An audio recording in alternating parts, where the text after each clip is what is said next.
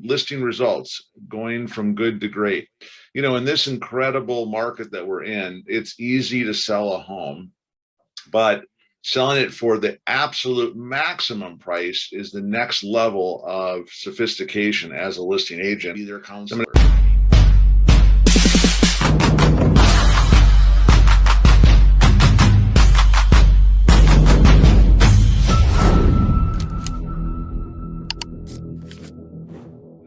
Talk about a case study and give you some tips and ideas of things that I'm using and teaching that I think will help get that extra 10 or 15 or maybe $20,000 more, or in this case, a whole lot more. We're talking like $55,000 more on a $300,000 listing. We'll talk about that in just a moment.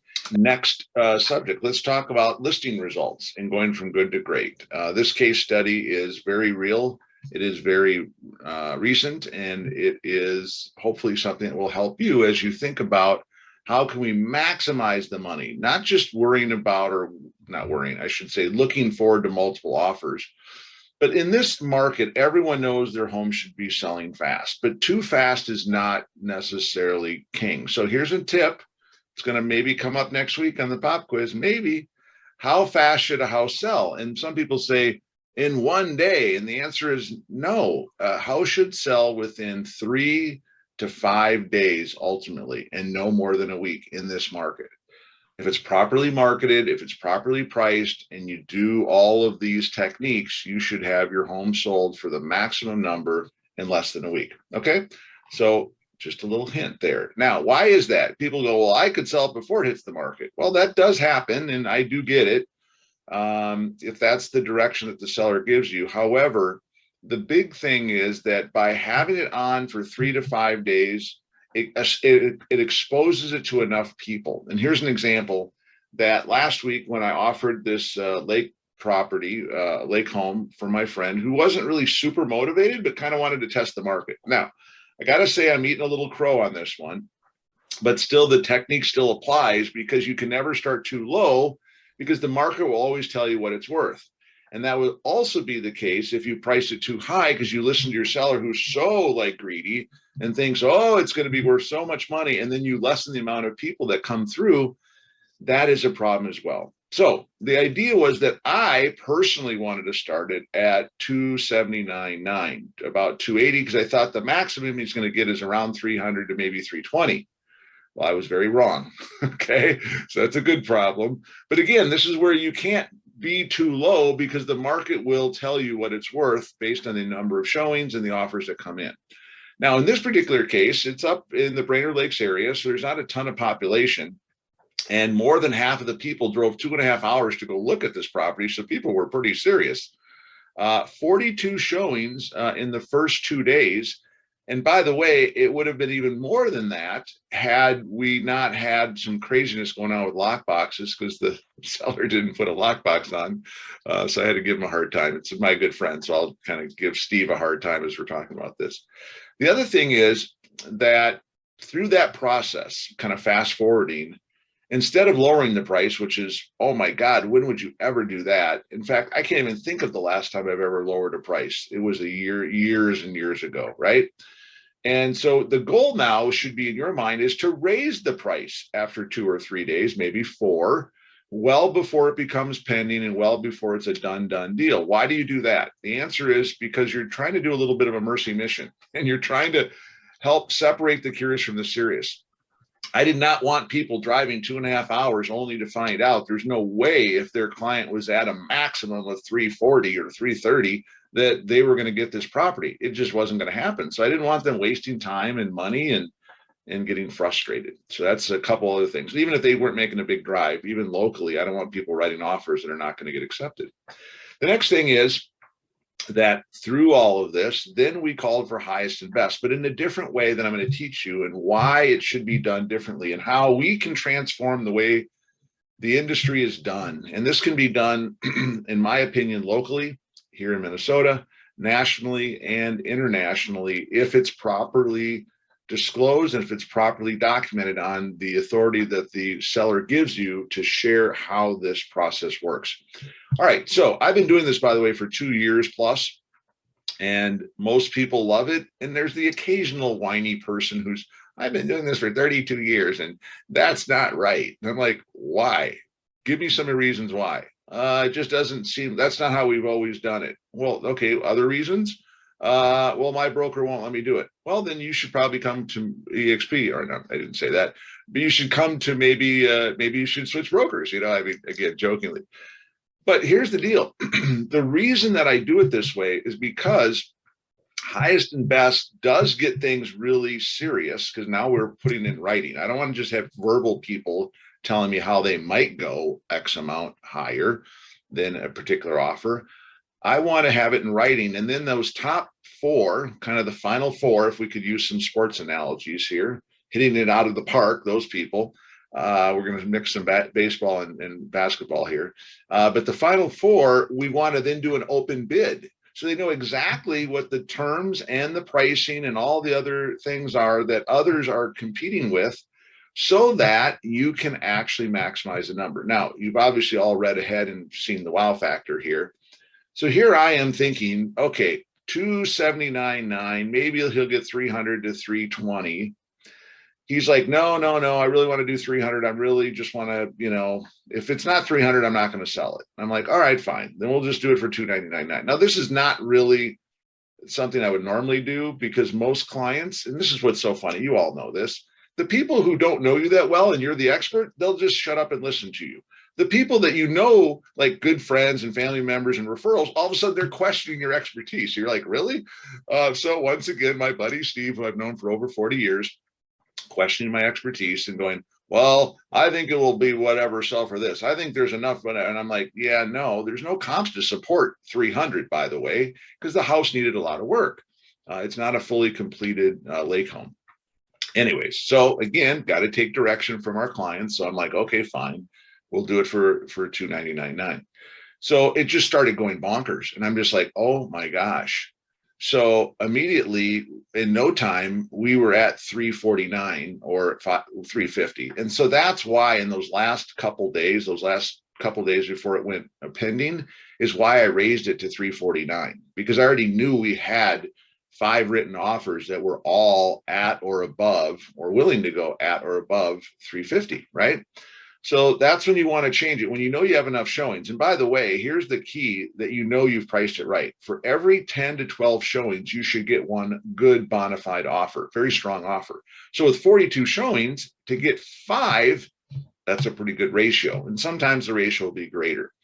But in this case, because of the open bid and a little bit of, how should I say, magic from Marty, and I'm not talking about Magic Mike there, Taylor, so careful now, is the fact that I was able to get it from 350, which I thought was way, way, way higher than I thought it would be, to I'm thinking, well, how high can we go? And now that I know how bad these people want it, and sure enough, I got it to 370, 375, then 380, and then finally, bum. So basically, the way I was able to do this and create this scenario was very simple. And this will all be something I can even put this in the text chat, or do a follow-up email or document or whatever.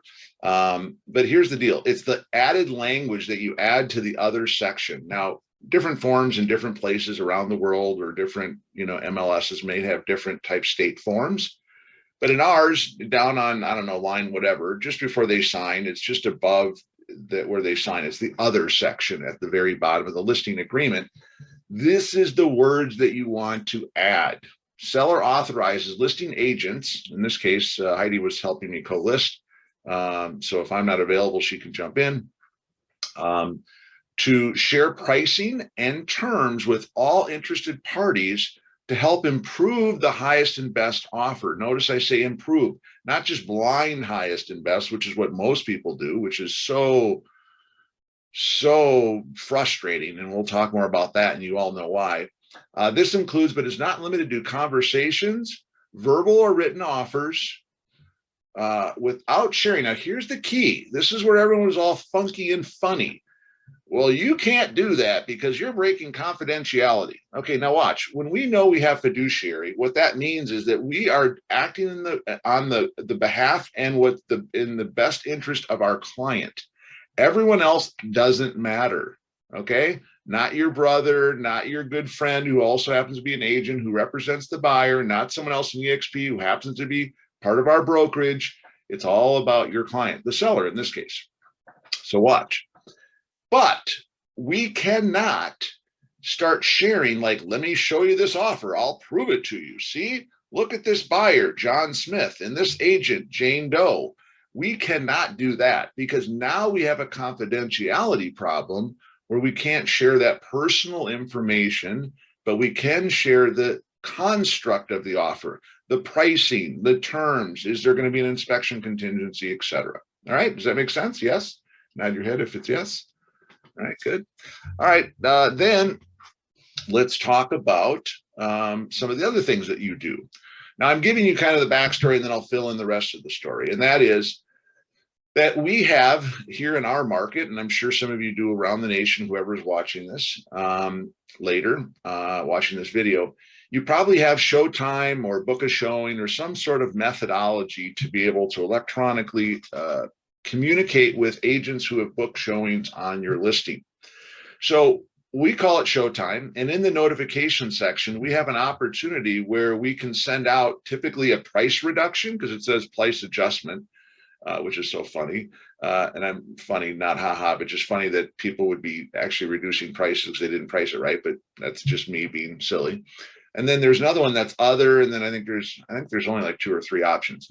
So I basically do the other and then make the subject line price adjustment to, and this is the particular one where it's 349.9, and then people then start freaking out and calling me, why did the price go up? We'll get to that in just a second. All right. And then calling for highest and best, giving them a date and a time is important because then they know it's like, hey, you better hurry up, people, and this is it, we're cutting this off. Now, here's the other thing. People are like, well, you know, maybe it's better to get 11 offers than 5. Well, yeah, except that if you already know that you've met and exceeded your client's expectation, and you know that the top people are the ones who are probably going to go higher, not the looky-loos that come at the last minute, because they're the ones that are not as serious, and that's not always the case. But what I found is 11 offers doesn't mean more money. It just means more work for you, more work for your seller to evaluate that when you send them offers to go over with them. And here's the deal. I don't want a bunch of people writing offers that are not going to get accepted. This goes back to that mercy mission of why we raised the price. Now, the other thing, FYI, I also don't take every single phone call, but communications is key. And so one of the things that I do is I make sure that when I text someone, little we'll call it master class or expert little note thing, is that once you've sent a text, you can copy and paste that. Most phones do this. You can copy and paste it into your kind of notepad or your whatever, and then you can just paste that into other text so that you're not having to type it all out every single time.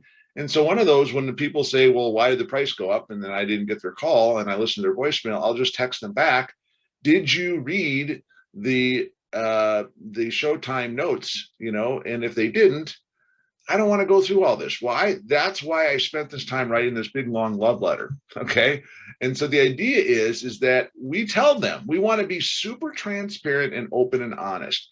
And when you are, people will really appreciate that. And again, note to self, because of this process, I have 3 new really good prospects I'm going to be talking about EXP because they like the way I do business. So that's good. They like me. They like the fact that we have the flexibility to do what we do as agents, to do this type of a listing and an open bid. And so, and they're strong players. So I want to work with strong people. We'll talk about that later in the agent attraction portion. But the idea is that when we do this, people are like, wow, okay, now I can communicate this to my client, because a lot of times they're asking simple questions like, how many offers? Do you have offers on the table? Well, if I can tell them, you know, that we've had 42 showings and 5 offers and we're calling for highest and best in that text, which I guess I could show you that a little bit too. then they're like, oh, well, shoot. Now all of a sudden they just kind of go away, or they step up to the plate if they're serious. And I also explained to them the reason I'm able to do this, because they're like, ooh, first thing they think is, can he be that transparent? Should he be sharing this? Oh my gosh, maybe not. And then I say, well, here's why I can. And then I shared the exact wording that I use as part of the listing agreement that allows me to share this information. But I also clarify that I won't share the buyer or agent information. Now, let me tell you another reason why that's important. And I'm not saying that you would lie or manipulate, but you know what else that does? Because people are going to say, well, then just send me that offer so I can share with my client and prove to them that you're not just pulling our leg or lying or misleading. I already said that we can't do it, but what you could do, and I have done on like someone who countered their own offer, which is so funny. Instead of rewrite it, they just sent me their own counter offer. I can cover up the agency information in the left-hand corner, the logos. I could cover up who signed it and then have a date and some numbers on there and then take a picture of that and text it to someone, right? Why not? Because now I'm sharing that it is real, but I'm not breaking confidentiality. Does that make sense? Yes? Okay. All right. So then here's the next thing. Then I give them the rest of the story. Like, if you're serious, here's what the seller is looking for. Wouldn't this be great? All the buying agents, and when I tell them all of this, they're like, oh my God, if I just knew this, because this is the kind of information you're trying to get out of the listing agents. And most of them go, well, put your best foot forward. What does that mean? It's like, you haven't given me anything to help me write a really strong offer. Well, now here, where's the confusion in this? I mean, come on, really? I'm telling you exactly. Large earnest money, which, by the way, the winning offer, $25,000 in earnest money. Okay. So next, above 350. Why? Because I already knew we had 5 people at 350, so we knew it was definitely going to go higher. We didn't know how much higher at the time. Then we had a closing date. Why? Well, because my seller doesn't want to close fast. He wanted to take some time and get his stuff out, and he's going to Vegas, and he needs time. So it was on or after May 16th, but before the 31st. Okay, then that, like, people laser focusing on the time. Cash financing. Now, you'd think cash is king, but guys, listen, if someone doesn't need to close, in 10 days or less, cash doesn't really matter, because financing works, and contract for deed in this case works too. But if you're going to use financing, be careful. You need to make sure you always have an appraisal gap coverage. And we can talk about that in the questions and answers if we want to get into more wording and detail. But that definitely should be something you're looking to have written also in the other section of the purchase agreement to make sure that you're covered, or it could be a special added addendum. Now, in this case, my client happened to be open to a contract for deed because he wanted to sell it and get it off of his plate, so to speak, but he didn't necessarily need all the cash up front. So contract for deed with 10% down would have been just fine as long as the net number worked. Okay. Now we're also going to talk about no seller contributions, no inspection, of course. However, in Crow Wing County and in a lot of areas, if you have septic and well, you still have to have it certified and tested before you can close on a property. So in this case, we still have to do that. So technically, if it didn't pass, we would have to make it right to actually make this deal good, because that is a county-imposed inspection contingency that the buyer knows that they're going to get a compliant septic system, and that they're going to get well water that is not contaminated. All right. Then we talked about prorated taxes, again, pretty obvious stuff. We talk about what they're going to leave. Now, in this case, they're going to leave a lot of stuff. I mean, not just the normal stuff like dishwashers, dryers, ranges, and refrigerators, but they're going to leave like junk, like construction materials, which is good. But like, hey, I don't want that bunk bed, and I don't need that table or that couch anymore that's 20 years old, but you get to inherit it. And guess what? If you really want this offer to be accepted, we're not gonna hire anyone, and we're not gonna get a dumpster and start throwing stuff out. You get to inherit it. Have a nice day. Now, do you guys see where this is going? This is oh my God, if every listing agent did this, then I would know right away whether my client's willing to step up or not. And I don't need any more practice writing offers. And I don't have to have them all like getting their hopes up and then waiting for a day or two wondering. This way, it's like you're either in or out. Are you in? Okay, then you got to be in at these levels. Otherwise, you're out. Okay. Now, the rest, by the way, that wasn't the end of my love letter. So mostly these little comments you put in Showtime are like 1 or 2 sentences. I just found out you can write a whole love letter. So I'm like, I'm going to give it really to you. Okay. The final net number is the most important. And I'm telling people this. So no matter if it's cash, finance, or a contract for deed, we're calling for highest and best. Again, it was in the subject line, but we want to remind them here at 5 o'clock on Sunday. And then we're going to do an open bid. And then everyone will know by 7 p.m. And I should put or so. Why? Because we didn't actually have it finalized till 8:30. You know how that goes, right? But as long as everyone's kept in communications and they know what's going on, then they will feel good. They won't be like, oh, now they're jacking us around, and minutes have gone by and hours have gone by. And so the whole idea here is then when we end with is this idea that this is why I'm doing it. And this is why I'm, whatever. This is just me just trying to explain to them, look, if you're not able to meet this minimum amount, cancel right away. Why is that important? Because if there's a limited amount of time, like another day before this highest and best is going to happen, I want to free up all of the showing times to be able to have other people get in there and see it. Otherwise, don't feel bad if you need to cancel, but do it immediately, right? And then, of course, my information, since there's co-listers, I don't want people bugging Heidi because I'm the guy running the deal, right? And if you're the lister and then there's another co-lister that's doing more of the work, always make sure the person doing all the heavy lifting and answering the calls and doing whatever is properly noted. That could be in your agent remarks as well. We'll talk about that in a second. And then here's the thing that I want people to know, that I appreciate their time, that I appreciate their clients, that I know what the frustrations are. So this is why I'm doing it this way, so people won't be frustrated. And so I hope that makes sense, guys, on why I do what I do. People love it. I think more people should do it. And those people would be you. This is why I'm training you on it. I think it really will help out. All right. So with that, now let me show you a couple of things. So let me first of all show you. Marty, can we just stop? Can we just stop there for a second? Because that was a lot. Okay. First of all, thank you, because I don't know how many listing agents I have asked, what do we need to do to get our offer accepted? What does your seller want? And they will not give you anything. I just had that this week and didn't get our offer accepted. And then my buyer, who's put offers now, and I'm doing like all the creative stuff I can do, but he's a first-time home buyer. He flew off the handle texting me, F this and F that, F this market. I don't know how anyone's getting a house. And he wasn't mad at me. He was just like, why? Anyway. Well, yeah, but you notice the thing, I don't want problems and frustration, right? So yeah, now everyone's happy again. Can you paste this in the comments or the chat? And then my second question was, I just, did you have any bad feedback on this? Because absolutely none. Any change here, it's just, I don't know. But if it's in the listing agreement, it's fine. There you go. So notice how, see, as you can probably tell, I'm very thoughtful and I kind of know my stuff.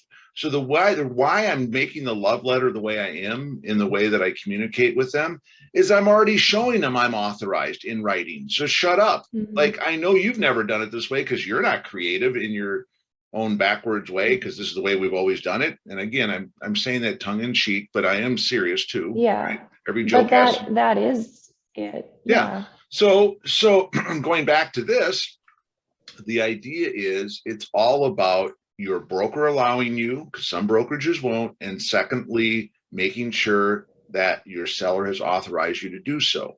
Now, just because no one else has figured out how to do this doesn't mean you can't. It just means I'm the guy who never knew that you couldn't do real estate this way, so shut up. I'm doing it this way, right? I've talked to attorneys. I've talked to board members at our SPAR, which is our St. Paul Association of Realtors. And I've talked with my broker, and as long as it's properly documented, and here was the big deal here is where someone in the past did have me send an actual PA to prove, and I did, and that would have been what got me in trouble. But that's why when I found out about it and I went over that with some people, are like, yeah, but you can't do that because now you're breaking confidentiality on who this buyer is and who the agent is. And so then they could badmouth and go, oh, well, don't work with that agent. I've worked with them before, whatever. So we don't want that to be disclosed. That is a big no-no. All right. Other questions, Taylor, go. I just want to get a copy of it. So I got a question, Marty. You will definitely get a copy of all this and more, I promise. okay. So I can't do my it on the text question, chat right now because I'm not good at multitasking, but I will make sure that we get it in the WhatsApp group. How's that? I'll put it all in the WhatsApp group. Okay, go ahead, Chris.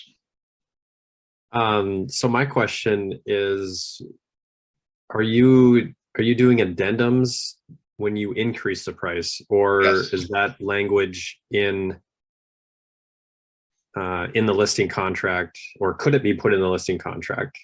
It So we is don't have definitely to in the have- list. Yeah, it's definitely in the listing contract. And it is then, yes, when I do a price change. So, right, but so you have it in there as to to share pricing, but you don't say anything here as to increasing the price. So Right. Oh, yeah. just yeah, wondering yeah. when and how you handle the price increase. Okay, so then the price increase is a price increase change form where it's just they sign it that they're increasing the price before I change on the MLS. That's easy. Just like you would change the price down, you can change it up, right? So yeah, that has to be signed, and that's obviously part of it. That's a good question. And then obviously you're not doing that until you've already have offers to kind of know where to adjust. Of course. Yeah, the price. absolutely. Yeah. And this is where I'm doing this kind of at the, we'll call it the 11th hour or maybe 10 o'clock hour, because I want to make sure that I got 5 really solid people. And I know out of those 5, it's going to drop down to 3 and then 2. And those final 2, one's going to be a backup offer. The other one's going to be an accepted offer. And so we want to make sure that we don't freak them out so much that they're all gone and all I have is an offer. So you got to be a little bit careful. This is the human interaction part that I could never train on. You just have to be good at working with and negotiating. Remember, we talked about all those skills in real estate. You don't want to push too hard. But I let them know it's not me. It's if this person's going to offer more, is your client willing to step up to this number? Well, let me just say on this one, when we were at 380, instead of going to like 382, they just jumped to 385. It was like, wow. And it was like, okay, anybody else? Nope, we're done. Hey, 380, you want to be a backup offer? Absolutely. And then since then, I've had other people want to be backup offers. And I've even said, if you want to be backup offers, you're going to have to be at 380 or higher. They're like, oh, no problem. Just as long as we can get in and look at it. I go, yeah, okay. Anyways. So does that help? Yes. Yeah, for sure. All right. So one little follow-up. So if Sure. if you had an offer at 335, but you increase the price, do you communicate with them first saying, sorry, we're increasing the price to 349? Or do you People just who let wrote the them offers, see? talking about the written offers now? Yeah, that are lower than the 5. So offer number 6 is the next highest at 335. So what do you tell them? Okay.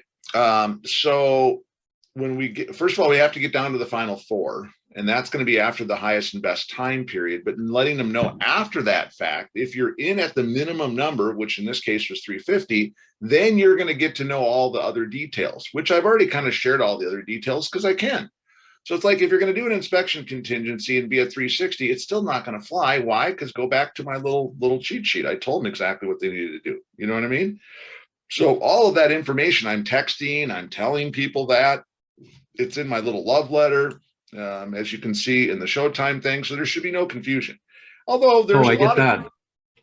No, I get that. But if, say you had 7 offers and the top 5 or 350 or higher, but then you got number 6 offer at 335 and you haven't done your love letter yet. Yes.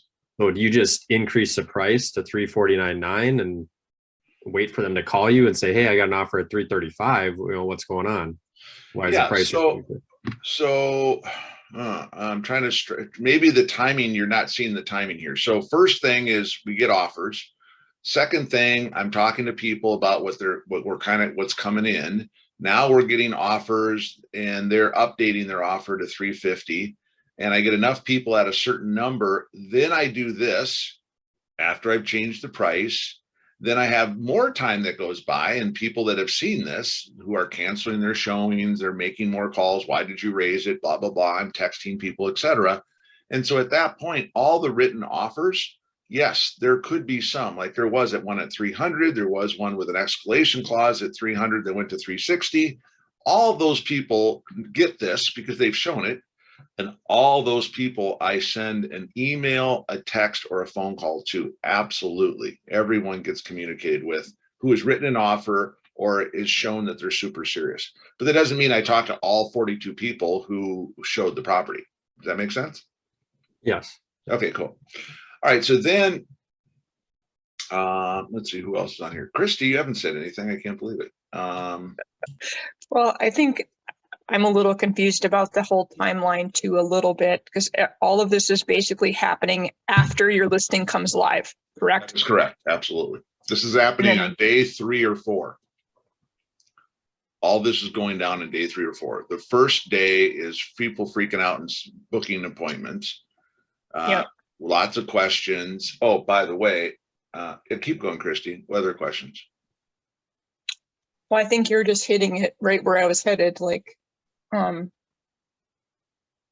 yeah, they're making showings, then offers start coming in. Yep. And by the way, in my showing, so I got to show this to you because this is, I think, going to be important, which is where I wanted to go anyway. So let me go there.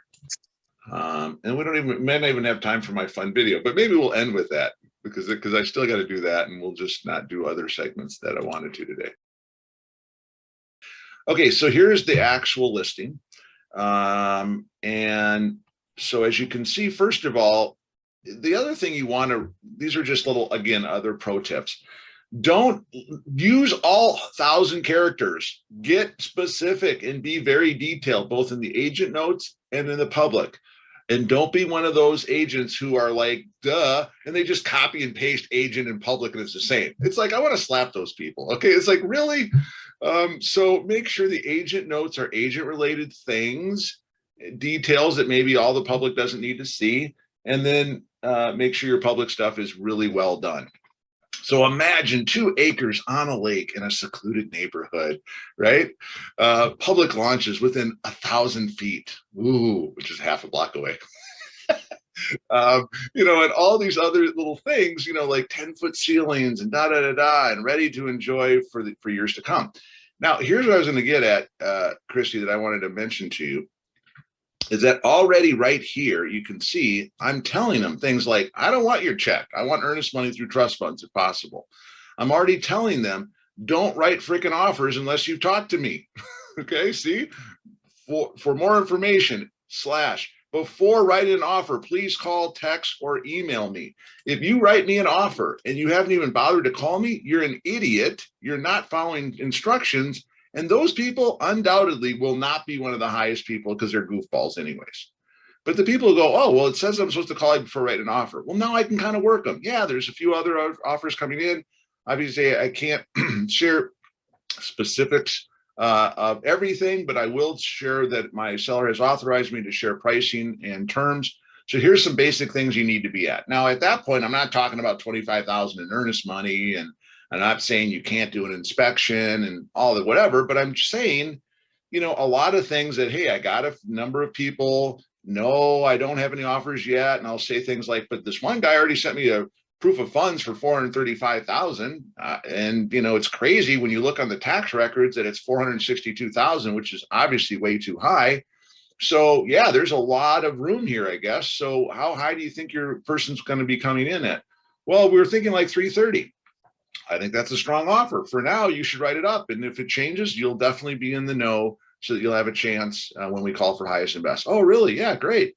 All right. Is there anything else? Nope. Whether they're cash or whether they're finance, we want to close after May 16th. Okay. Yeah, great. And so all those conversations are happening as I'm developing this quote unquote love letter, and the texts and stuff are now all the details. I start accumulating based on ongoing conversations with my seller on direction that he's, like, hey, we're here now. Where do you want to go? Well, here's what happened. The rest of the story. And this stuff happens. The neighbor then found out it was on the market and said, oh, we want to buy it.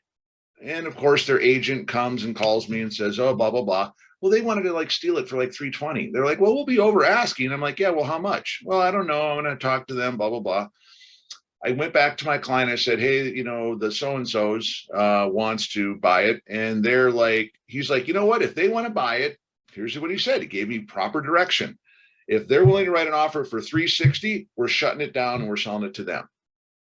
And I said to the agent, guess what? You get preferred status, but we need to know in the next 24 hours. Otherwise, we're going to keep marketing it. And then she's like, okay, now guess how cool that was to share. Remember, I can share all pricing and all terms with other people. So the other people are calling in and said, well, the neighbor's got first right. So at this point, 360, it sounds like it's going to be the number. I have some other offers that just came in at 350. So I would say it's probably going to be north of 360 at this point. Cool. Oh, yeah, that's fine. Yeah, we're going to go up there tomorrow and look at it. They're really excited and they're not afraid to do all the work. Okay, great. They, that's what I'm saying. This is how I'm kind of working people through getting authorization to share stuff from my seller. That became new information. And guess what? That other agent had no idea that I was going to use that. But since my client told me about this person would be 360, why can't I tell everyone else about the fact that the neighbor has first right at 360? Do you see how psychologically that gets everyone going, well, God, I guess I got to be at 360 then. This is why I raised the price, because my God, at that point, I don't want people driving all the way up there and thinking that 340 was going to be a strong offer, even before they called me or did anything. Does that make sense, everyone? Okay. Now, the other thing I want to show you. I love it. Go ahead, Chris. Good. I love it. All right, good.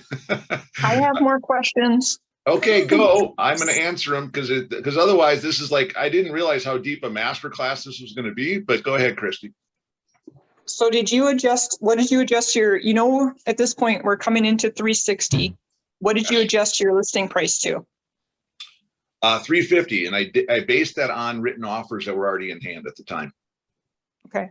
And I apologize. Would you take 2 minutes and go through kind of your first conversation when you don't have any other offers in hand and how you kind of talk them up? Sure. So, hi, Marty, I'm calling about the lake home. So beautiful on Row Road. Yeah. Hey, thanks. I got some questions. We're thinking about writing an offer. Oh, okay. Awesome. That's great, Jerry. Hey, listen, we got a ton of people, we've had like 42 showings. I mean, I throw stuff like that out there like, ooh, wow. And I said, I already have 3 offers and it sounds like others are going to be writing here before Sunday when we're going to call for highest and best. Where do you think your client where do you think your client's willing to go to? Well, I think they're willing to go to like 350. I said, well, that's good because that's kind of the minimum at this point. And it could go a lot higher, but if it does, I promise I will keep you in the loop and we will not accept an offer until you know exactly where the number's at. And at some point, if you don't get it, your client will at least know. And then that way you won't be the bad person, right? Because now at least they'll know why they didn't get it this time versus all the other ones that they missed on. And they were wondering what you could have done. Now they'll know, oh, Marty, that's so great. I appreciate you doing it that way. That is awesome. So here's the deal, write it up, because if you don't write it up, you won't be in the top 4. And when we do the top 4, we're going to then do more of an open bid. And then you'll know exactly who and what is going on. Not exactly who and their name, but you'll at least know what's going on as far as terms and pricing. Fair enough? Oh yeah, that sounds great. Yeah, we're going to go up there and take a look at it. All right, thanks. And that would be it. That's like in their mind now, it's like, oh my God, I know exactly what's up. And this is worth the drive. We got to get up here. Hurry, hurry. All right. Other things, Christy, go. Yeah, no, I think that was a good, and I think you're also saying that, maybe you're having conversations, so you have an idea of what the numbers are, whether you have offers in hand or not. Exactly. And see, but notice in any other scenario without that written authorization, it'd be like, well, they're pretty strong. Well, can you be specific? Nope, I can't. I'm not authorized, but come in with your best foot. Well, should I make the drive if I come up with write an offer for 330? I can't really tell you and advise you on that, but it's just like, that's so stupid. I don't know why that's ever gone on as long as it has, but that's what it's always been. And I'm just not going to be there. I'm just not doing that. Okay. So, and not only because I don't want people wasting time, but I also don't want to waste my time. And I'm also, all of this, please understand, I'm doing all of this because I want to get my client the best offer, not just what they blindly think is the highest and best offer, but what they absolutely know, squeaking every last dime out of them. And I know that sounds a little bit greedy, but again, I'm working for my client to get them the most money. I thought there was no way it was going to go beyond 360. Then I thought there's no way it's going to go beyond 375. And we ended up just an hour later at 385. And I'm just like, oh my God. And guess what? My friend owes me big time. I mean, think about that. I mean, that's just crazy, right? So here's all these wonderful photos. But now remember, this is the type of thing where he didn't do any staging. He didn't do what I told him to do. He didn't take the pictures the way I told him to. I mean, it's like, look at all this crap. I'm just like, come on, really? And so then it's like, I'm telling people, it's like, yeah, this isn't quite staged. And then, of course, he had the bedroom locked for the first day and a half, so people couldn't even get into the bedroom. I'm like, well, the photos are pretty explicit. You got this, little niche up here and a couple of closets. And by the way, you get to inherit this wonderful big tube TV too, because he's not taking that. And you got this nice tongue and groove and the red cedar and blah, blah, blah. And they're like, oh, okay, great. But I still want to get in. Well, then you're going to have to wait till Sunday morning or Saturday morning. So some people went back up to look at the bedroom before they wrote an offer. I'm like, okay, that was silly. So then, so it's like, here's Steve. It's like, really, Steve, you couldn't move your brush and your mouthwash off the counter? I mean, I told him exactly what to do. And he's like, yeah, okay, whatever. This is so funny that we got so much money and so much of this is so embarrassing. Like, I didn't even go up there. By the way, I go up there like 4 or 5 times a year to hang out. But I'm like, dude, if you want that price and you're going up there, here's the lockbox, which you forgot to put on. Here's the photos you need to take. And then call me when you're up there so we can talk about the photos and what to do.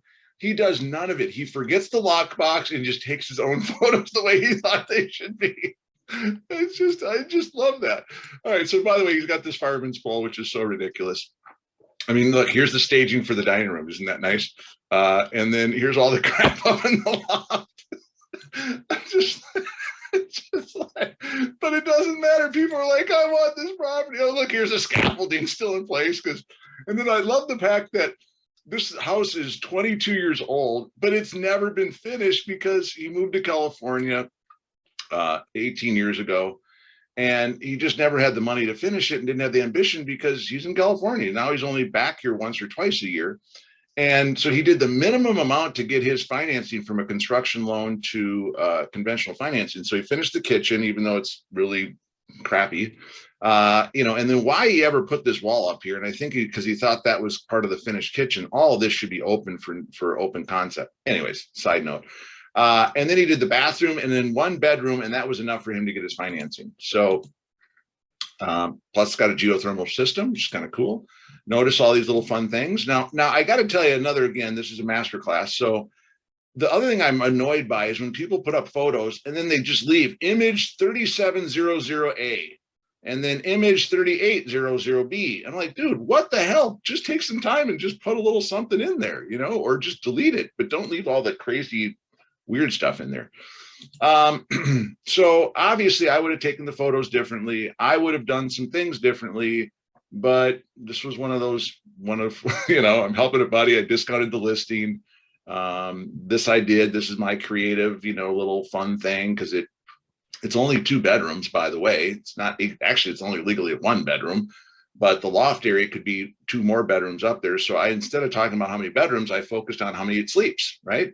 And how much shoreline and how many square footage, if you finished everything, including the basement, and a little bit about Romine Lake. And then more pictures, whatever. Okay. So another little tip, is that I always recommend that you should do an exterior. And then here's what I always tell people to do. Exterior, even if it's not great, because you can't totally mislead people, but then go right to the things that really are wow factors, like, wow, look at that lake. And then, here's some more because it is pretty nice. And then, wow, here's some things. And, wow, look at all that wonderful wormwood stuff that was done. So my point is that in most cases, I do the exterior. But if not, like the exterior really sucks, then I start with the wow factor, like the kitchen, the bathroom, anything that's going to be really nice, because as you know, kitchen and bathroom sell houses. So in this case, I didn't have all of that, and it didn't really matter because obviously people wanted that property. Now, here's the other thing I do. The other thing is in the supplements, make sure you have all your supplements in advance. Some people are super lazy and they're like, oh yeah, I didn't think it was going to go so quick. So everyone's telling me, where's my arbitration? Where's the seller's disclosure? Where's the well and stuff? Guys, get all that in advance before it hits the market. I mean, that's just kind of FYI stuff. Because there's so many people I've worked with where I'm like ready to write an offer. It's been on the market for 3 days and they still haven't gotten their stuff together and get all this stuff done. Well, whose fault is that? It's because you didn't tell the seller that this is your deadline, get it done.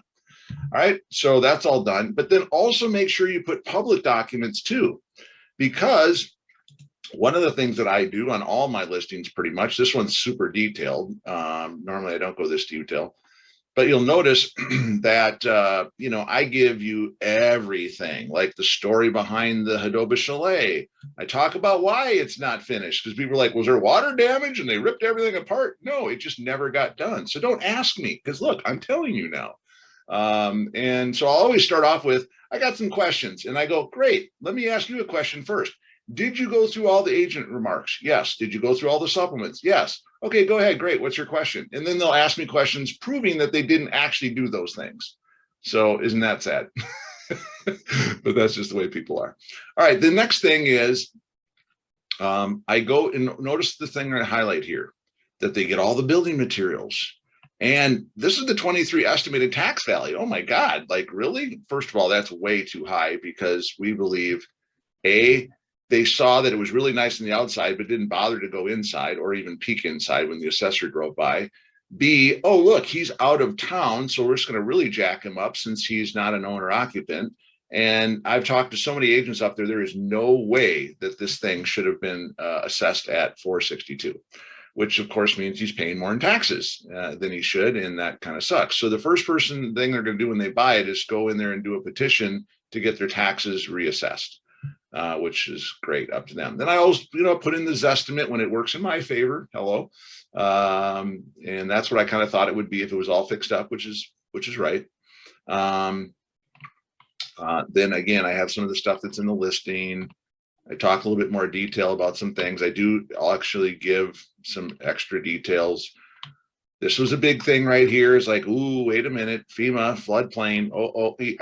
Well, years ago, we got it redone because it used to be where this was going to be a real problem. Well, notice how we got this redrawn so that it actually was out of the floodplain area so you could get proper insurance. So that's pretty darn close. Look at the house, and then there's the edge there. So that's that. And then of course, blah, blah, blah.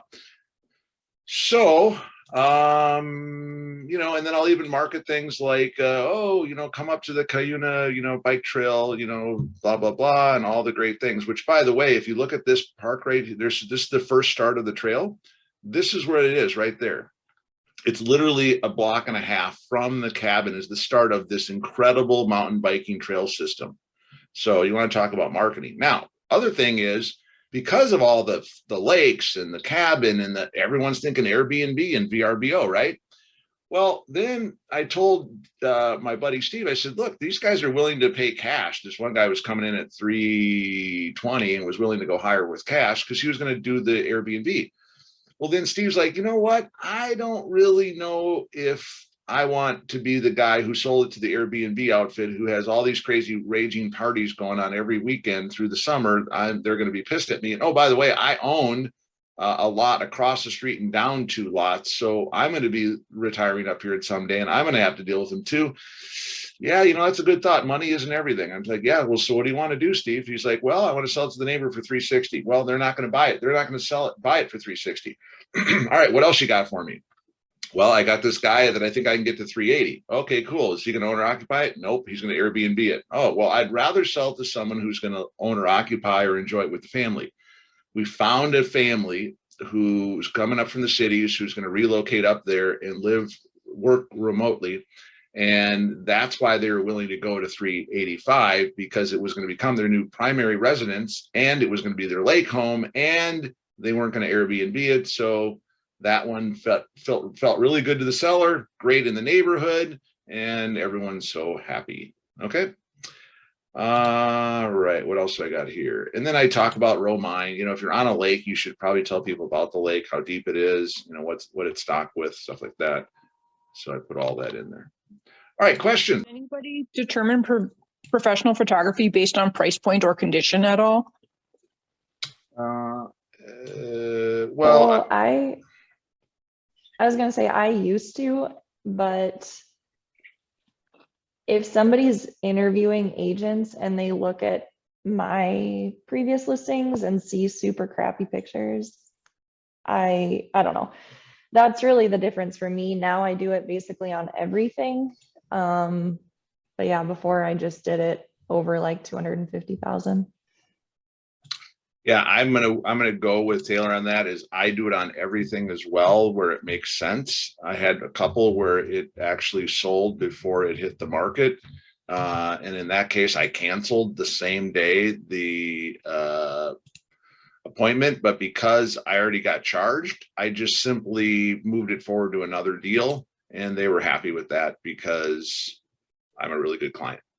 But professional photography is important. And the reason I do professional photography is because I used to have a nice camera, and I was going to give it to my granddaughter. But it's just, there's no way I could recreate what they can do. It is amazing with their technology and I mean, my God, the really nice wide angle lens costs as much as the camera. And then the lighting, and then all the editing, because what they do is they take those kind of a wide angle, they actually recompress it back in so it doesn't look so distorted. That's all done in post. But more importantly than all of that is that I use exclusively virtual staging in all my properties. I don't stage anything anymore. It's all about the online beauty contest.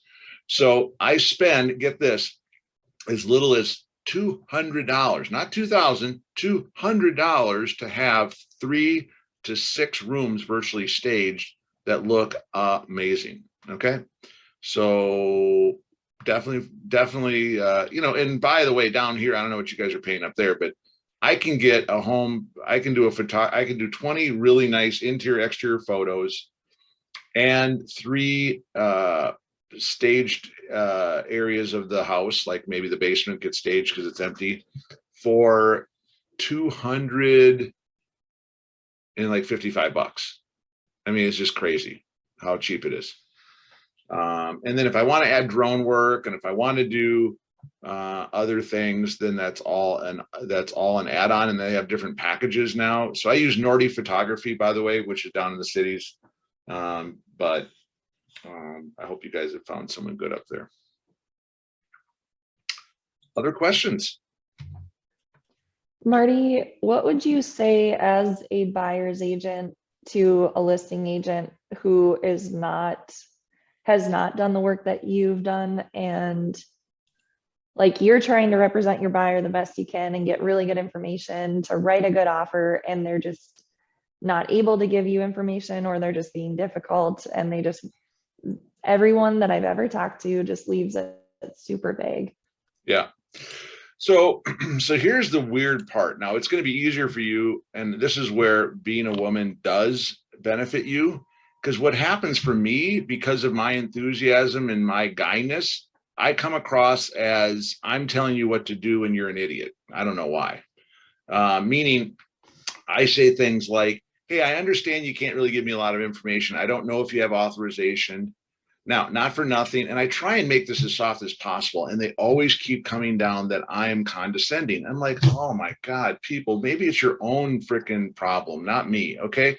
So I'll say things like, so what I've found is that if I do this, it'll actually help my seller more. Have you thought about getting authorization to be able to share that in writing? No, I don't. I've never done it that way. Okay, well, anyways, the reason I'm asking is because on my listings, and I kind of share this story with them, how it can get them more money. That way you can share. It's easier to communicate what you can and can't say. And so really at this point, I guess I'm just looking for some basics. So maybe if you can't get into details, could you at least give me kind of some yes or no's? Like, if we did this, would that work? if we did that, how would that work? Or different things like that. I don't know what else I can say to you. If they're that kind of agent, there's not a lot you're going to be able to do other than I would say, I would like to text you kind of a layout or email you kind of a layout of what the offer would look like before I write it. And I just want to know if this is something that is going to make sense for me to finish writing the offer. Fair enough? Yeah, okay, that's fine. Or I might, so yeah, the first thing I try and do is get them to go back and get authorization, which like pretty much never happens, but at least that story gives them the, oh, well, at least he's trying to help, whatever. I don't know. It's tough. And maybe throw in there, I don't need practice writing offers.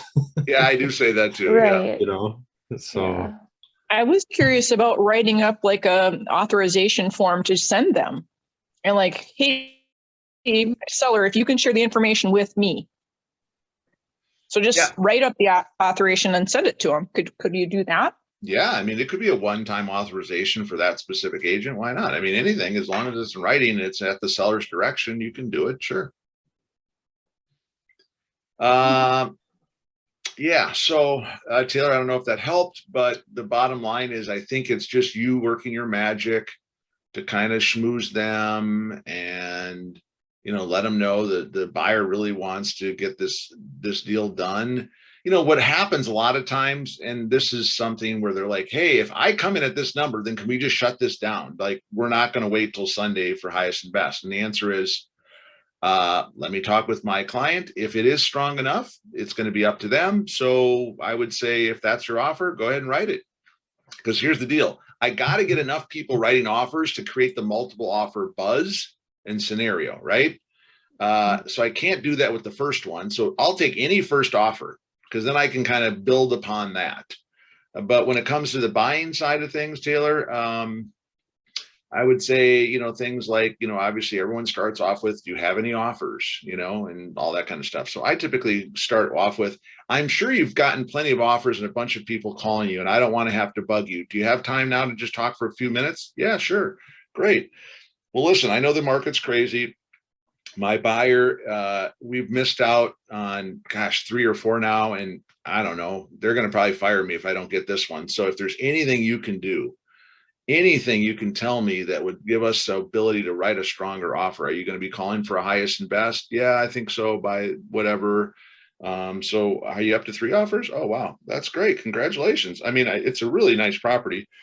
So as your seller giving you any indication, like, is earnest money going to be important? And then I start going down this list. Yeah, well, strong earnest money is good.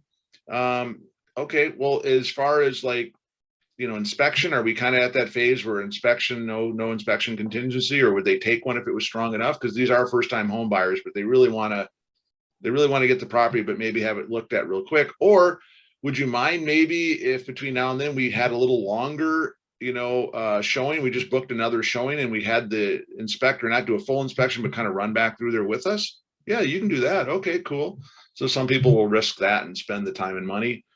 Then I might say something like, obviously, closing, one of the things that we found is that if they need to sell their property first and then do like a rent back, even though we're not going to charge rent, where we can actually take occupancy, a few days later, maybe that will give them some comfort knowing that they're closed, their money's there, they can buy their next house, and they get 2 or 3 more days to kind of move out casually rather than trying to do it all in one day. Do you think something like that would help? Yeah, sure. And then I know escalation clauses, people are doing that, but I would rather just write the offer that I know is going to get accepted. So does it make sense to write it now or just kind of keep in touch with you as things are going, as we move towards Sunday? Yeah, it's up to you, blah, blah, blah. But yeah, whatever. So those are just little things, Taylor. I don't know if that helps. There's just words and things to just try and get some direction of what it's going to take. Yeah. I think ultimately it's price, and he can't, he's not willing to pay 50,000 over list price. Yeah. At 130,000, list price. Wow. To get the house. That is a crazy high number. Yeah. I've asked him, like, how bad do you want the house? Like, we're going to have to write an escalation clause, but then it's like, and I know he's got a lot of cash, so we've put down larger amounts of earnest money, but he's not willing to write. He's like, I'm putting it in at my top dollar. We don't need an escalation clause. So Got it. I think it's just the sucky part too of being a first time. How many have you missed out on? How many have you missed out on with him? So 2. Okay, when you get to 3 or 4 of those, that tune's going to change. I guarantee it. So he's been pretty upset. Like the first one was a duplex. We put it in 1,000 over. There were only 2 offers. They took the other offer and it closed 5,000 below list price. wow. I'm like, what the heck happened here? Yeah, see, that's Ours was something. super clean, no inspections on either. Like, we'll take it as is. Basically, we just need the financing contingency and 20% down conventional. So we'll just Crazy. keep working. Yeah. So what I found with buyers, and again, that's so part of my, when I call mercy mission and love letters are just all my little fun words I use. But the true reality is I know, and I hear the pain in their voice. I know what they're going through on offers not getting accepted. I know how frustrating it is to have, you in the mix. I don't care if you're number 2 or number 10, it doesn't matter. If there's 11 offers and you don't get it, that's just another more time you got to go out and show more, another offer you got to write, more frustration that you got to kind of be their counselor. I mean, it's tough out there. So what I'm doing on a closing note, in doing the listings the way I do, and why I'm encouraging other people to do it that way, is it helps to take the frustration and the pain and the suffering out of the process. Because if someone like your buyer, for instance, wasn't going to step up, well, then that's one that you're not going to have to write. Let's keep looking, Mhm. and I can't help everyone. I can't change the world, but I can try and do it, kind of one agent at a time, sharing with what I'm doing and the successes that I'm having. That is a win-win-win. The seller's winning, the buyer's agents are winning, the buyers are winning, even if they're not winning the deal, at least they're feeling better about it. And I'm winning because I'm not spending as much time reviewing 15 offers when I really only need to see 4 or 5 strong ones and get it down to the best one that is truly the best, highest, and best, not just the price. And then the wrinkle that my seller threw in there about then the neighbor at 360 gave me new levels that I could reach to and share with people. So all those things properly communicated, texting people, calling people, emailing people, writing the long things in the notification, over communicating will always serve you better, because then it's less time you have to keep saying the same thing again and again, which is why if they ask it, I can just copy and paste in my text, or I can just refer them to read that and then call me back after they had a chance to review it. And I do it in a nice way, but it's like time is money. I can't, try and have this whole conversation with every single buyer's agent. So, but I will, if they're serious, and this would be fun to be able to have someone like you call, talk with you, and then go, all right, well, my buyer's not able to go any higher than this. That would be our best. And they go, well, I'd love that, but Taylor, it's just not going to work. So, hey, I wish you the best. And then at least now where you're at on that one. And wouldn't that be cool to just go from deal to deal, knowing you're not going to be wasting time or having to practice writing new offers. The other thing I will say on your client that might work, I don't know if it will, is to potentially start the search a little bit lower on what you're looking for, so that when you do go higher, you're still at a number that meets his absolute highest that he's willing to go. I don't know. I'm sure you've already thought about that, but Yeah, the problem is like the appraisals. The appraisals are going to come in low. So how much, he doesn't have 20% down plus 30 however grand many appraisal thousand. gap coverage. Yeah. Right. Well, let me just tell you real quick then, because I didn't really mention this, but in all this win-win-win stuff, because this is all win, no lose, is that because when I up that price to 3, now I would actually, note to self, I would have increased it a second time, Chris, if this would have been a financed offer at 20% down. I would have changed the price to the actual amount we were going to accept, and I would have done the accepted amount. I would have changed the MLS first, and then later, so there's a time gap, even if it's a couple hours, then I would have accepted the offer at 385. So I get authorization knowing I'm going to accept that offer from my seller to change the price, go in and change it one last time to 385.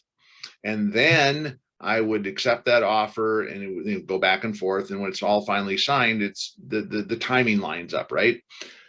The reason you do that is because now appraisers will go back and they'll see that the prices were adjusted, but it's easier for them to justify getting you close or to that number if that's the actual list price, even though it's been modified, than if you left it at 300,000 and you were trying to get 385. I mean, come on, that would be crazy, right? But in this case, we have crazy things like, this will be another training, but what it is basically is, what do you do when you're the listing agent and you do have a huge offer and now you're going to have to try and help? Now, I give a nice packet, a love letter to the appraiser. I give them everything that they need. How many showings, how many offers we got. Here's the tax value. And in this case, it works in our favor, because it was 462. My gosh, of course it would be able to finance. And if someone's going to put 20% down, it typically will work, but not in all cases. So what I would recommend then that to your listing people you're working with is to have them adjust that price before they put it as sold or pending, because that will help, or I guess pending, the appraisal gap issue a little bit. I found it's helped a lot. And I've been doing that probably for the last year and a half. I mean, this 2 years of doing this whole transparency thing and the year and a half of going, hey, wait a minute, I can just keep changing that. If I change it once, why don't I change it again? And so I literally, sometimes there's been one time where I changed it 3 times. I've adjusted the price up 3 times, but now I just do it twice. In this case, I'm only doing it once because it's a contract for deed, so it doesn't matter. Yeah, no, that's a really good idea. Yeah. I've never seen anyone do it around here. I know, but Taylor, you got to be the change maker. I know. I'm you just got saying, all this new knowledge now. I need to tell. Yeah. Yeah. Spread it on the mountaintop.